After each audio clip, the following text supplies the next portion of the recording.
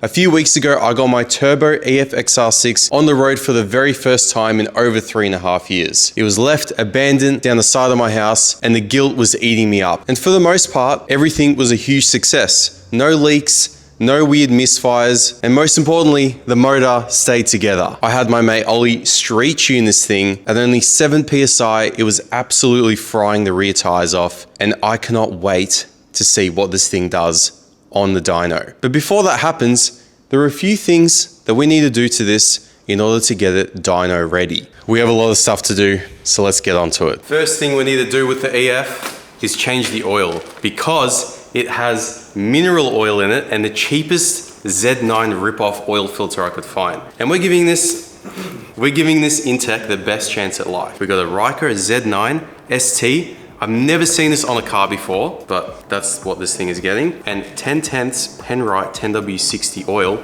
because this thing runs on ethanol and Intechs are just notorious for having very high oil temperatures. Let's get this thing in the air and change the oil.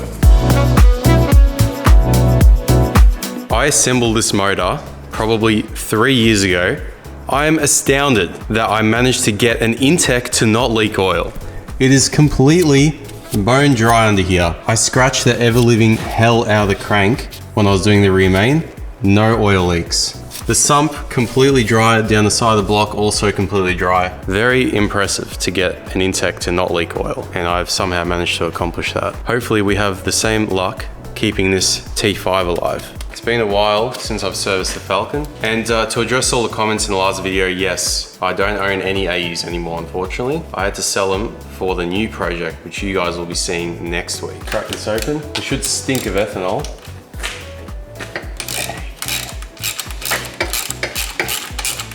I remember this sump plug was always a bit dicky. I remember the car it came out of because I used to own it. It was a silver AU Forte. It does not want to come out very well. Why is the oil black? Jesus. Black, holy crap. Look how black it is. What is going on? Why is it, oh shit.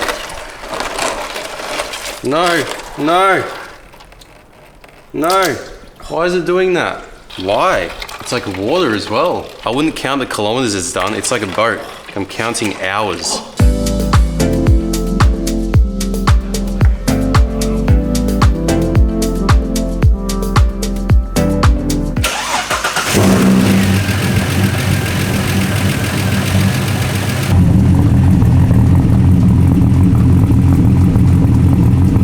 Listen to that chop, mate. So now that the oil change is done, it is time for some new coolant, because at the moment this thing has rusty water in it. And the reason why it has water in it is because I had no idea if this was even going to hold coolant. So it is always a good idea when you have a new, fresh build that hasn't seen any fluids, is to put water in it, because water is cheap and coolant is more expensive than water. Let's drain the coolant now and chuck in some pre-mixed green stuff.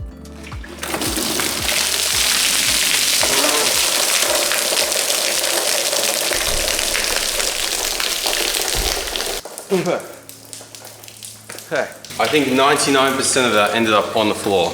That's all right, it's just water. Another reason why I need to drain the coolant, not only to flush out the rusty water, but also to install a new part. As you can see, this is the very questionable header tank delete that I welded up. This is not Rex, by the way. I saw a comment saying Rex's welds are shit. That is not Rex's work, that's my work. It leaks in multiple different spots. I've had to lather it with sealant and it still leaks. So I went ahead and bought myself a proper one from Custom Alloy Welding. It is a very nice piece, I must say, not sponsored. Also came with a new rad cap, M8 bolts as well. So we're gonna chuck that on and then we can fill this thing up with coolant and get onto the next thing on the list.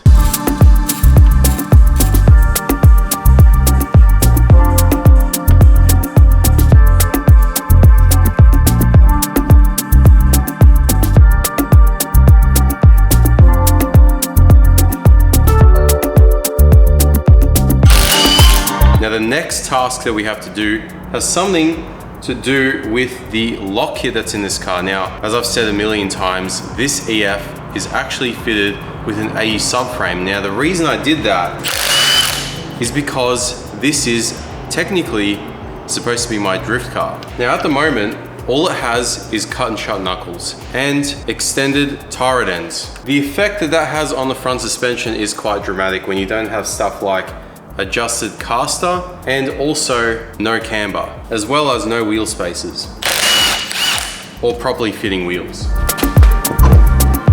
Now, as you can probably see here, the knuckles have been cut and shut to allow for more angle. Now what that does is it pretty much enables you to have more lock in the steering.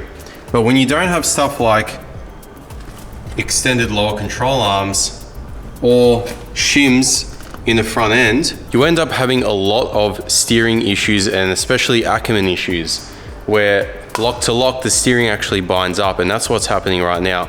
It's a dog to drive at the moment because the power steering system, the rack, is fighting the geometry of the front suspension, which is completely off at the moment. So the setup I'm using at the moment is AU House extended turret ends, which I'm pretty sure are just Mustang S550 turret ends, but I can't confirm. I have extended brake lines as well because the pickup point is different on an EF. I went through that whole debacle last year when I was trying to get this thing on the road. And when I go full lock, the inside of the wheel actually rubs on the spring, so I can't go full lock yet. Another thing is I need to increase the caster to help with that binding.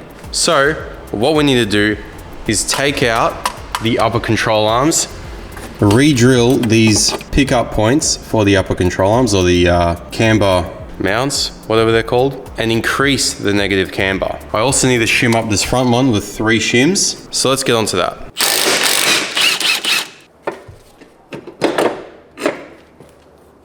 Alright, apologies for the racket. There is some wheel repairs going on inside the shop, but what we have here is a 30mm wheel spacer. Now, the reason we need this is because the extra lock that the cut and shut knuckles have created on the car basically have made it so that when you go full lock, the inside of the wheel hits the spring on the shock. So we need this to space out the wheels. Now this is a temporary fix. Obviously I'm not going to be running non-hub centric 30mm wheel spacers on the street, but this is just a temporary solution so I can actually experience the full capabilities of the lock kit on the car.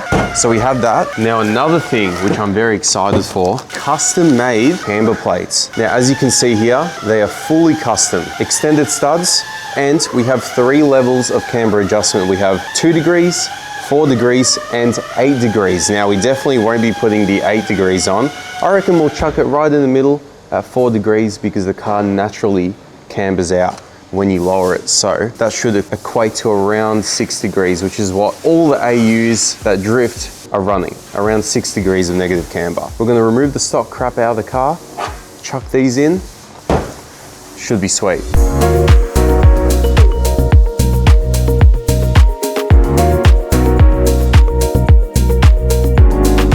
Can you guys tell I've done this a bajillion times before?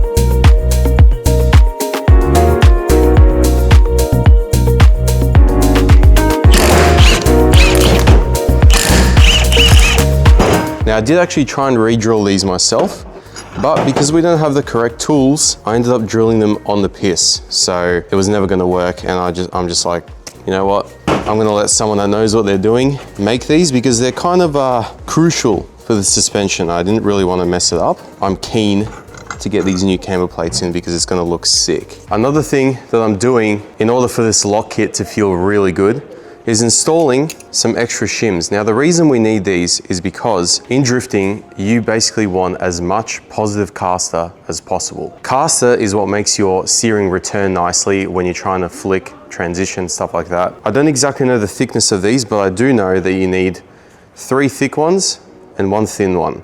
You don't want to put too much on. This is what I've been told. I've also just copied it off my mates' AU drift cars, and this is essentially what they're running. So that's a lot of shims. It's probably like at least 10mm thick. Let's chuck these in, chuck those massive spacers on, see how it drives.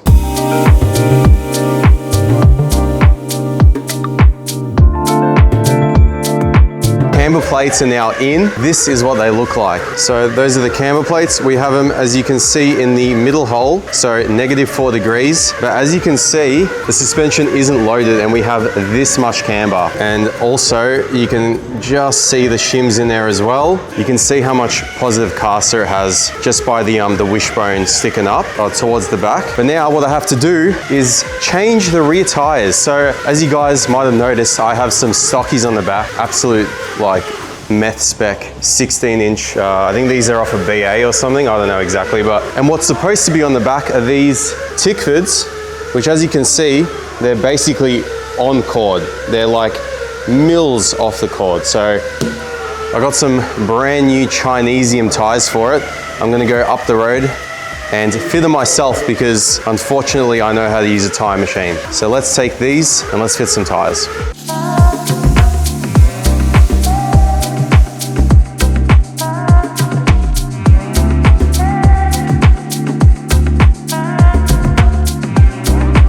People are gonna tell me I'm a noob because I'm not throwing the tire on the rim. Don't feel like blowing my back out today. Easier to just do that.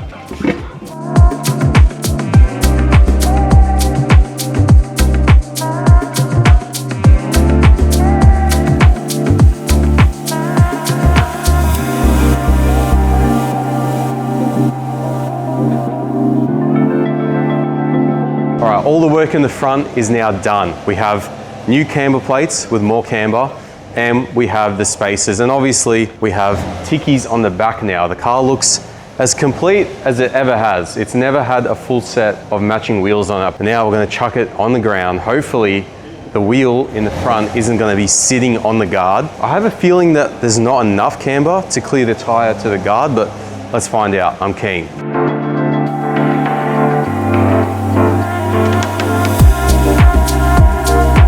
All right guys, the EF is back on the ground.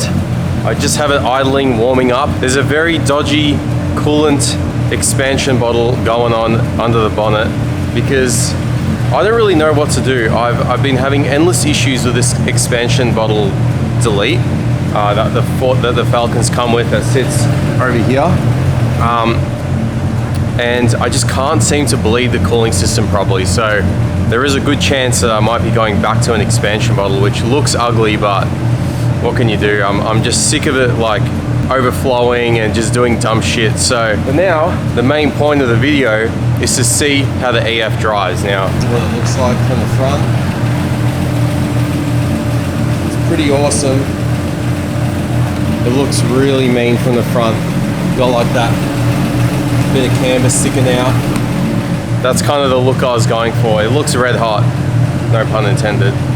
But yeah, let's take it for a drive and see how it feels with all the new additions to the front suspension.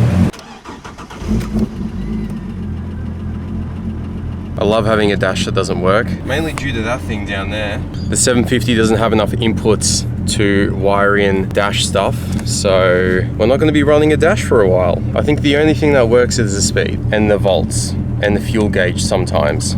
On first impression, that weird binding issue that I was talking about, when you get to about here, it binds up, and basically every sort of quarter turn it binds up. I don't exactly know why that is. I think it has something to do with the Ackerman or the homemade lock kit that this car has in it.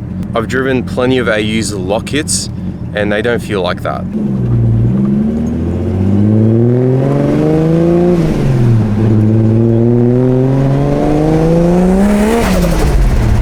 Oh yeah, we have a dose pipe now.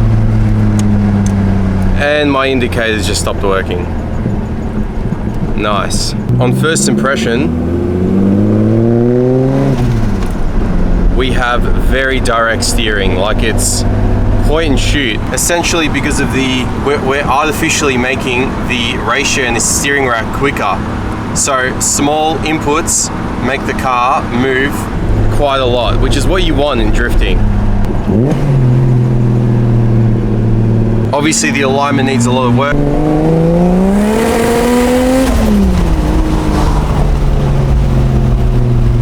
It is breaking up a little bit. I probably shouldn't get into it that much. I think we need to change the spark plugs.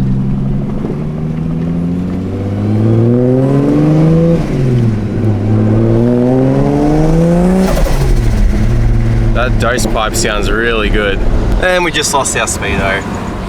What is going on with this car, man? This thing, it's not very daily driver friendly, I must say. Like, it's loud, it's low, it's red hot in terms of if you know, you know. But my God, is it fun.